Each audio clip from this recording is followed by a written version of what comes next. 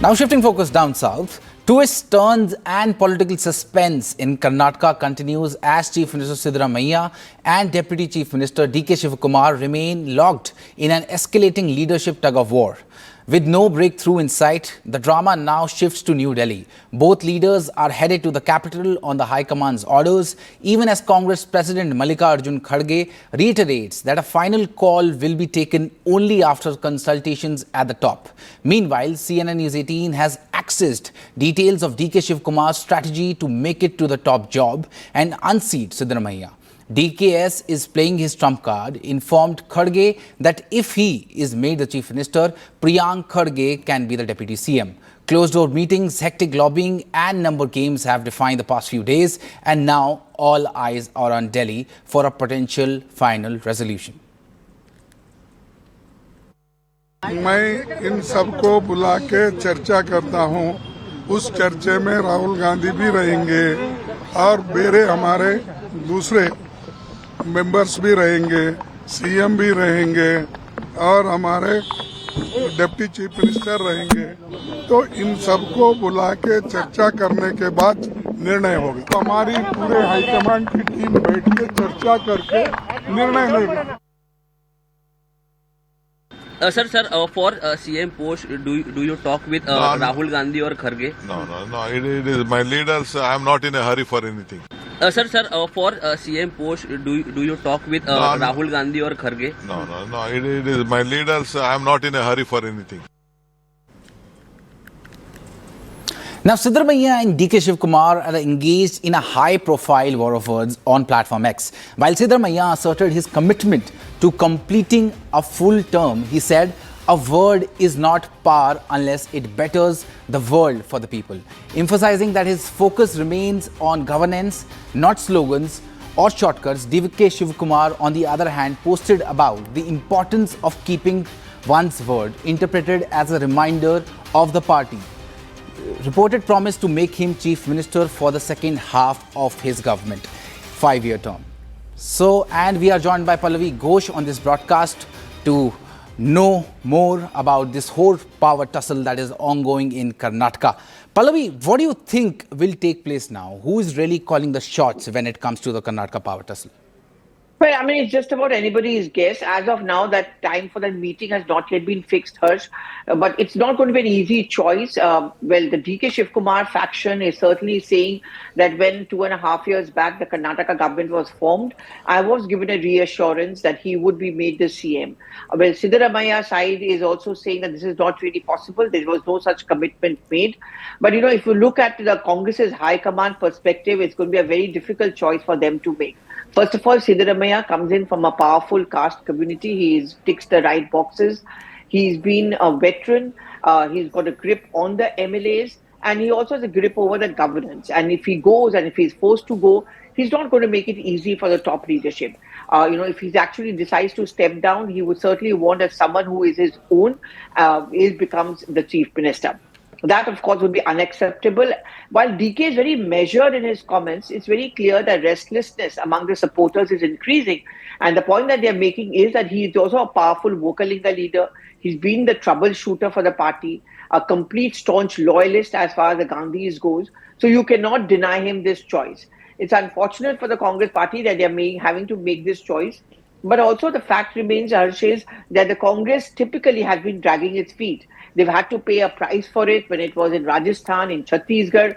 And will they have to end up a price for this kind of a delay? Because two quick points. One, it only pushes the narrative of the BJP that the governance has gone a toss because of this power struggle.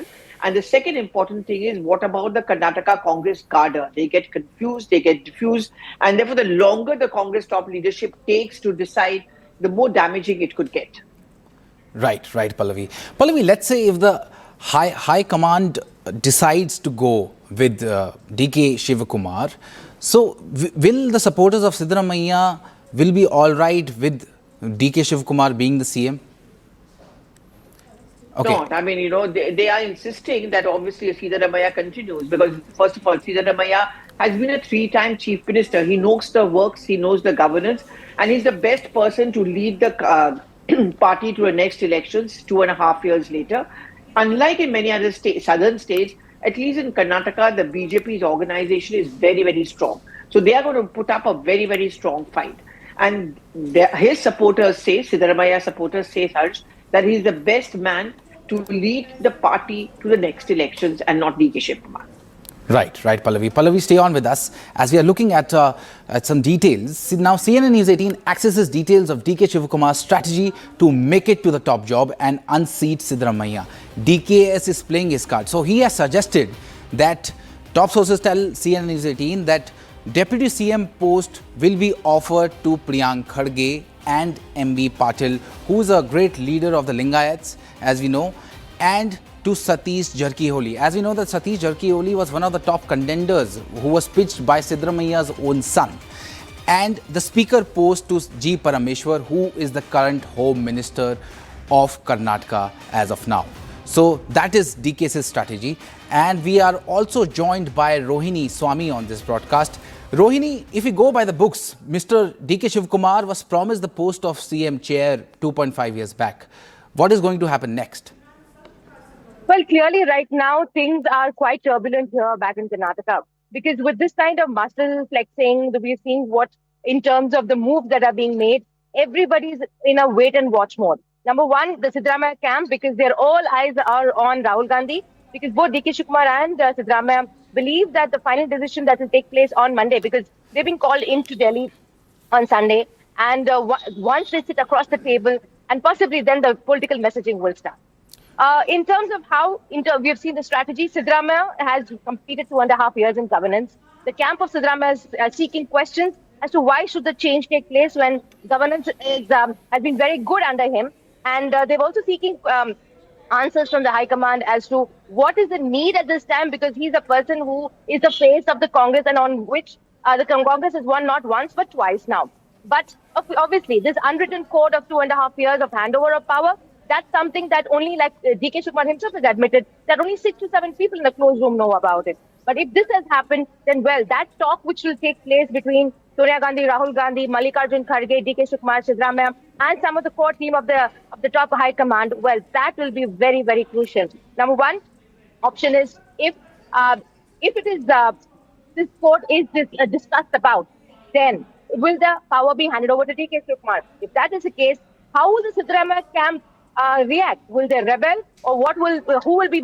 And in terms of finally, it comes down to numbers as to who has the muscle power of MLAs behind them. Number two, if Siddaramaiah is given or told that he would continue for the next 2.5 years, will DK Shivakumar himself rebel, and whether he will be able to garner his support of MLAs and what he will do next? Number three, will the High Command now put a gag order in place and then say we will discuss this in January? Because there are very crucial sessions. One is the Parliament session and second is the Karnataka Assembly session also. So will they push this towards January or March? Because also that is one thing that is being discussed, is that possibility that the High Command will say that we'll sit across the table and do it properly, because finally it's the future of the Congress that is also at stake. If the Congress needs to go as a united front in the next election, this kind of division and this kind of power tussle is going to be look very badly, especially on the Congress. So these multiple options that we have seen, we need to understand that the political developments are by the minute here. So as of now, it looks like all eyes are on the High Command and Rahul Gandhi. Right, Rohini. Let me go across to Pallavi now. Pallavi, if you could tell our viewers about the relationship of DK Shivakumar with the Gandhis and Mallikarjun Kharge as well. Well, DK Shivakumar has, behind closed doors, Rahul Gandhi often takes the example of DK Shivakumar, where he says that he's the kind of person you also would be like. Now, remember, this is a party which has been hit by a large number of people who are perceived to be close to Rahul Gandhi, like Jitin Prasad, like Jyotiradittya Scindia, RPN Singh. All of them have quit and they've joined the BJP. And that is what Rahul Gandhi would say, that DK Shivakumar is facing many cases. He was arrested, but he's never thought of leaving us. That's the way we all need to show. That's the way we all need to stand together. So therefore, that sense of loyalty, which DK Shivakumar, according to Gandhi's siblings, has shown, is one reason why the siblings are extremely fond. They respect DK Shivakumar. And apart from his stature in the Karnataka politics, Harsh, he's often been dashed off as a troubleshooter. He came on his own, I still remember, in that Rajya Sabha elections of Ahmed Patel, which was do or die. And he was at that point of time the political secretary to Sonia Gandhi. So those days have not been forgotten. So to completely overlook DK Shivakumar is going to be very difficult. His case is not like that of a Sachin Pilot of Rajasthan or a TK Singh Deo as Chhattisgarh. DK has relentlessly proved himself. He ticks the right boxes about Rahul Gandhi's arguments. And therefore, that is where the strength of DK within the party comes in from. And that is why Harsh is becoming even more difficult for the top leadership to ignore the demands which are coming in from DK supporters. Right, Pallavi. Many thanks, Rohini and Pallavi, for gathering all that. Now we're listening to some more political reactions on the story.